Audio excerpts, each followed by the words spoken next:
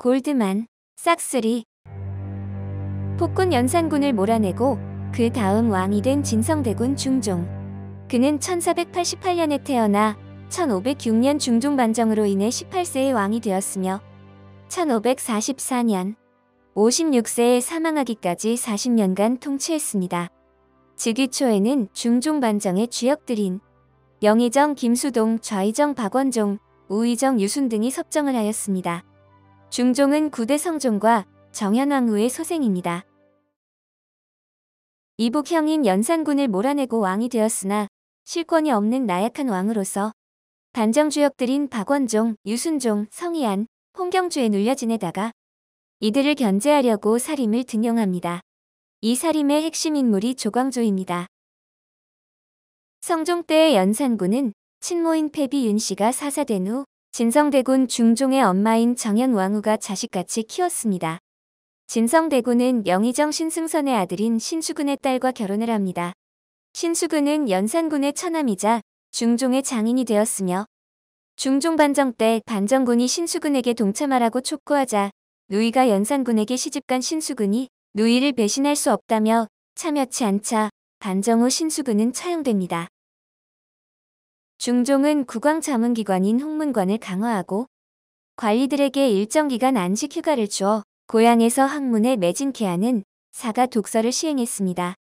사림을 등용해 왕도 정치를 추진하였고 개혁과 왕권 강화를 시도하나 기득권인 보수운구 세력에 밀려 실패하였고 재위 40년간 별다른 업적을 남기지 못하였습니다. 1510년 중종 22세 반정공신인 박원종이 사망하였고 1512년 유순종, 1513년 성희안이 사망하자 훈구공신의 그늘에서 벗어나게 됩니다. 1515년 중종 27세 10년 전인 1504년 연산군 때의 갑자사화로 밀려난 살인파를 중용하면서 조광조가 핵심 인물로 부상하게 됩니다. 조광조는 진사시에 2등 합격을 하고 성균관에 들어가 경서를 강독합니다. 관직에 들어가 선무랑에 임명됩니다. 그는 사서 3경, 주자학 공부에 매진하였습니다. 어느 날 중종이 성균관을 찾아와 친히 주관한 시험에 눈에 띄어 이후에 고속 승진을 하게 됩니다. 중종은 자신의 눈에 띈 조광조에게 이 어려운 시기에 어떻게 정치를 해야 하는가? 라고 묻자 조광조는 성실하게 도를 밝히고 항상 삼가는 태도로 나라를 다스려야 합니다. 라고 답했습니다. 사간원 정원에 임명된 조광조는 파격 상소를 합니다. 저를 파직하던가 사헌부 사간원 관리를 모두 파직해야 합니다. 상소를 올린 이를 벌 주는 것은 언론을 탄압하는 것이며 이는 국가 존망에 매우 위험합니다. 조광조는 34세에 홍문관 부수찬을 하고 이듬해에는 3사의 언권을 겸임하고 막강한 영향력을 행사하게 됩니다. 당상관인 직제학이 됩니다. 36세에는 홍문관 부제학, 동부승지, 사헌부 대사원이 됩니다. 조광조는 지방에서 현량과를 설치하고 유교 개혁 정치를 실시하나 지나친 급진 과격 개혁으로 보수 기득권 훈구파의 반발에 개혁은 실패하고 37세의 대사원인 조광조는 대사관인 이성동과 함께 위훈 삭제를 집행합니다. 중종 반정의 공신 중 105명이 공이 없다면서 폴록 삭제의 상소를 올립니다. 중종은 이 중 76명에 대한 흔적을 삭제하고 이들에게 지급되던 공신전과 노비를 몰수합니다. 이로 인해 반정 공신들은 조광조에 대한 원망이 하늘을 찌르게 됩니다. 1519년 반정 공신들의 사주에 의해 궁인들이 나뭇잎에 주초의왕이라는 글자를 새기게 됩니다. 주초의왕, 이 시에 나라에서 주와 초가 합쳐진 조씨가 왕이 된다는 뜻이었습니다. 그 나뭇잎이 결국 중종의 손에 들어가게 되고 역모로 몰린 조광조는 투옥되고 유배됩니다. 1520년 김효사화, 반정 공신인 홍경주, 남곤 심정, 김전 이장곤, 고영신 등이 중종에게 조광조의 역모를 고변합니다. 이는 사실이 아닌 중상모략이었습니다. 중종도 조광조의 지나친 원리원칙과 고지식한 도학 정치의 실증을 냅니다.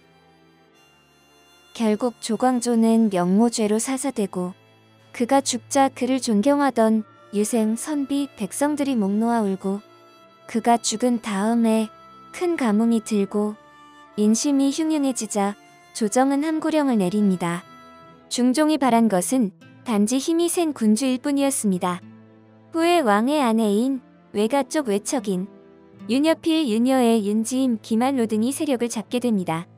이들의 정권 다툼 속에 왜구가 삼포회란을 일으키고 여진족이 침입합니다.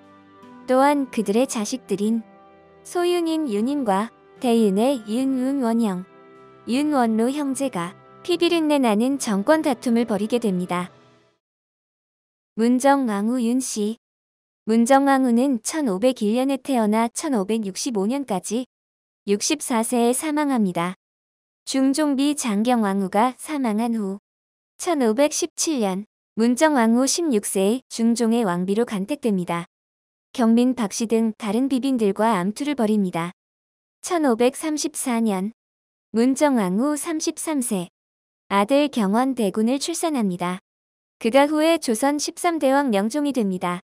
1545년 문정왕후 44세 중종이 죽고 장경왕후의 아들인 조선의 12대왕 인종이 즉위합니다.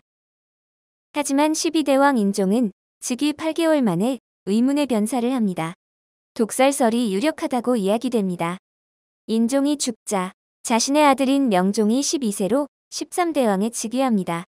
문정왕후는 대왕 대비로 수렴청정을 합니다. 그녀는 친동생인 윤원로, 윤원영을 중용하고 정권을 장악합니다. 을사사화, 장경왕후의 오빠인 외척 윤임. 윤임은 인종이 죽기까지 권력을 장악한 대윤의 영수였습니다. 을사사화 때 그를 제거하고 오빠인 윤원로를 귀양 보내고 동생인 애조참의 윤원영의 손을 들어줍니다.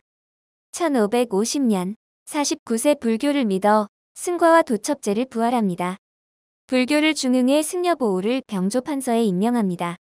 1565년 64세의 그녀가 죽자 사람들은 불여우 같은 년, 독한 년, 더러운 년이 죽었다고 환호합니다.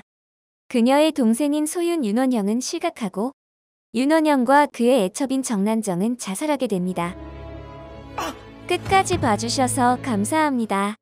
재밌게 보셨다면 좋아요와 구독하기, 알람 설정까지 부탁드릴게요. 굿럭 포유.